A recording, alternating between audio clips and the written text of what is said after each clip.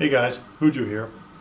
Got the timber sitting here doing a little repair on it. As you can tell in that last video, had a little mishap with it and I ripped one of the gear mounts out.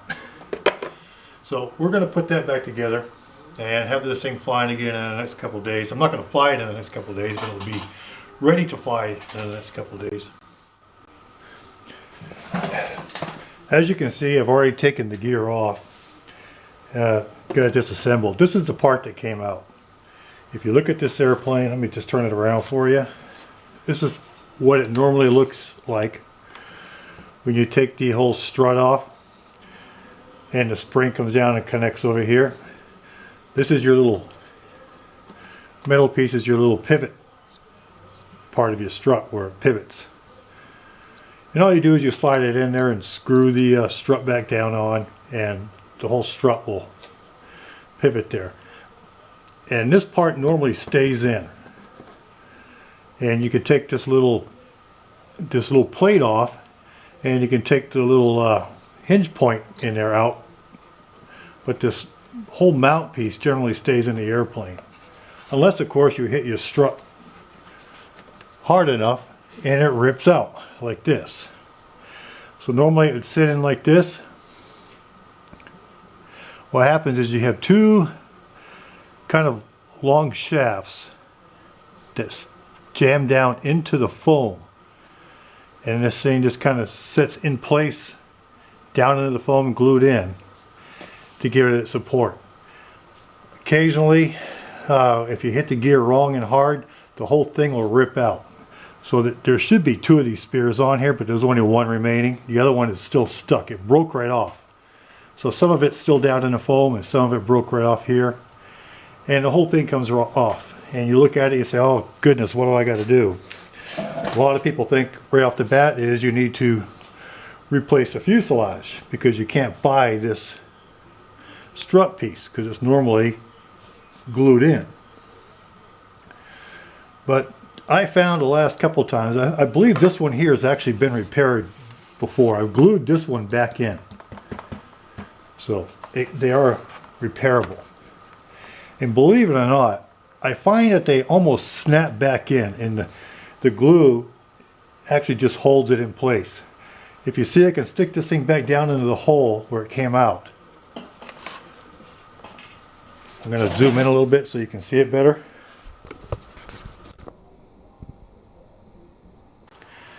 When it breaks, it usually breaks off.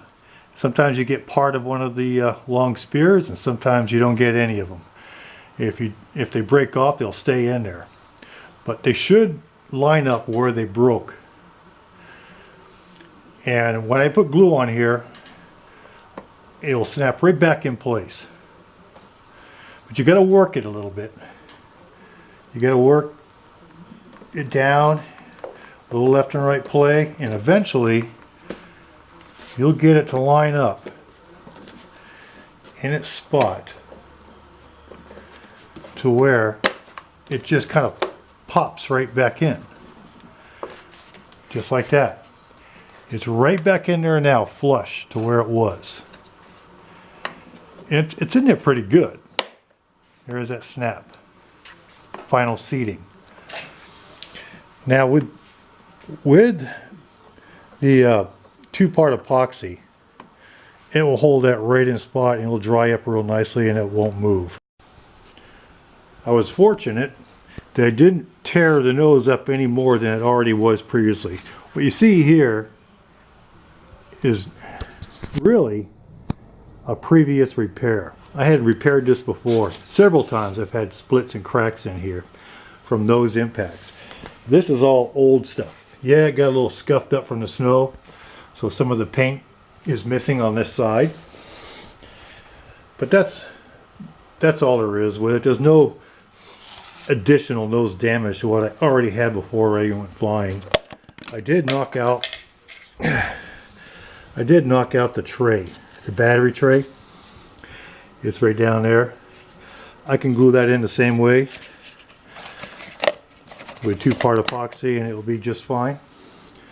As you saw in the video of the car, I was able to retrieve this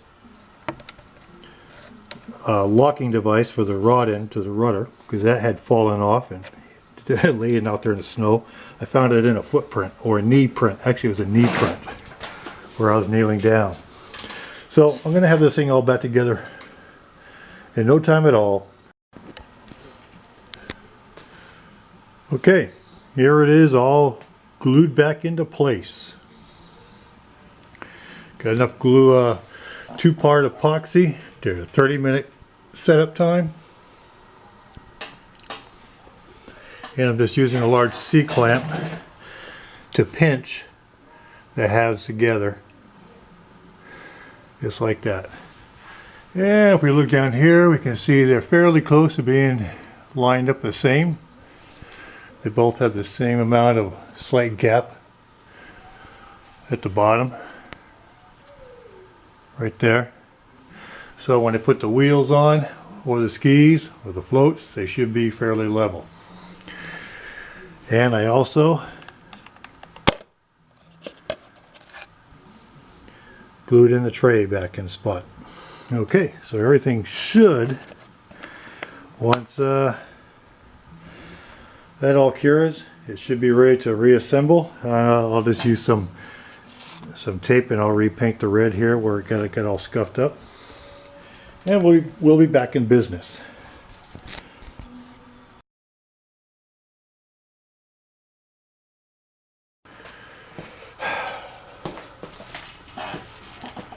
Okay guys, here it is, all finished.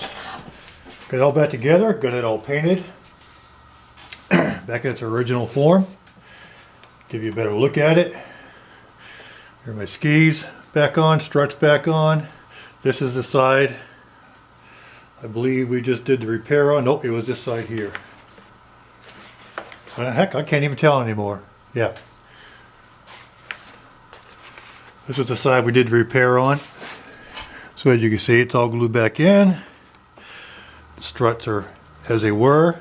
You can sit there, they get the spring action going there. I think you can see it, yep. Alright. So there it is. Got all my red trim back on it. And it's all good to go. The wing is over on the shelf, because with both my timbers down here in the basement, I take the wings off and I store the wings separate from the airplane. I rebalanced the prop. I actually didn't need to rebalance it. I checked the balance and the balance was still good. I polished it up a little bit. So this thing's all ready to go back out on snow. And bringing that up, as I mentioned before, these skis actually work great on snow. I mean, I have plenty of videos out there with these things on snow. This plane flying off snow wonderfully. It just doesn't like deep snow and wet snow, or I should say heavy snow. It works great on snowmobile trails. It works great on hard packed snow, and it also works great on fluffy snow if it's not more than an inch deep. So in most conditions I can use these skis, but as you saw, if the snow is heavy and it is fluffy and deep, it doesn't fare so well, because it'll tend to sink when you land. It'll tend to sink and the snow will get above the lip of the skis, and at the speed of landing, it'll flip right over. So you can't do touch and goes that way for sure. Even taking off in that kind of snow, I have to have a lot of power. You heard me mention in a video I had to take off at full power because the snow was heavy and it was just struggling to go through it. But other than that, we're back together and ready to go. As far as floats go, you know, the guys in the forums are right. If you have nothing but light, fluffy, soft snow, floats are probably better. Absolutely better. But I cannot bring myself to put floats on a timber and fly it off snow. You know, I don't know what, it's just, to me it looks silly. I'm sure it's a lot of fun and it works great. But I'm so much into just having things look scale. I just can't bring myself to put floats on the timber. It just does not look real enough for me. And also, I do use those floats in the summertime. I put this thing on water, so I don't want to risk damaging my floats on snow or crust or even ice, you know, and having something go wrong so I can't use them in the summer. So I'm going to stick with the skis. So as I said before, this is my first timber. It's 3 years old, and it's had a couple crashes, so I've done a lot of repairs on it. It is a tad bit heavier than the other one. I have the other second timber, which is in pristine condition again. Here's my problem with the batteries. Originally, I bought my 3000 milliamp hour batteries were the Electron Pros 3000s. This is what an original one looked like, 30C. Electron Pro 3000. I bought 2 of these about 3 years ago when I first bought the timber, and they work great. They give me 10 plus minutes of flight time at full power, mostly full power. And even in the winter time, if the temperatures were up around 36 to 40 degrees, I still got full power for almost 8 to 9 minutes. And I replaced these with the new generation Electron Pro 3000, still 30C. They're very similar, just a little bit smaller in size. They, you know, the next generation, a little bit thinner, but the same length. So they weigh a little bit less. The problem is, I bought 2 of these, and neither one of the new generation Electron Pros have lived up to the standard of the old one. Even in the middle of the summer, brand new, these things just tend to sag really early. Probably within 6 minutes, the low voltage alarm is starting to sound if I'm pulling a lot of power in the middle of the summer. They just aren't as strong as the originals. And in the winter time, they are very weak. Within a minute, they're already sounding a low voltage alarm, and you can already see the power is not as great as it was once with these. But you can't buy these anymore. You have to buy these for that Electron Pro 3000s. So I replaced them with the E-Flite 3000s, also 30C. And my first one of these I bought in the middle of summer, it also was much weaker than the original Electron Pro. I could not get the full 10 minutes without the alarm going off after about 5 or 6 minutes. I could get, on all of these, I can get a full 10-minute flight, but I can't run it at full power and do all the aerobatics that I could with this. After about 4 or 5 minutes, this will let me know that it's not liking it. I bought a second one just in case it was a fluke, because you know, sometimes batteries just need to be, you get a bad battery, and sometimes batteries need to be recharged a few times to get their full potential. Well, this one is the same problem. So I have 2 of these, and neither one of these live up to their potential.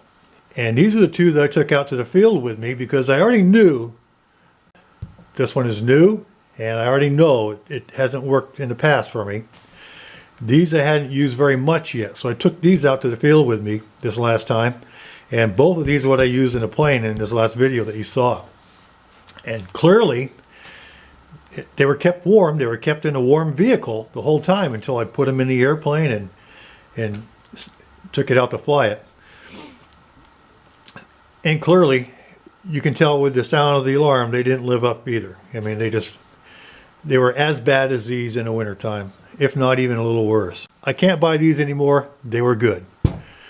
These have failed me. Every one I have bought, and 2 of these, I bought 2 of these, they have failed me.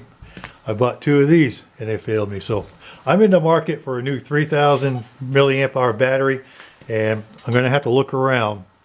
Until then, I'm going to have to stick with my 2300 milliamp hour Gens Aces, or they're off brand.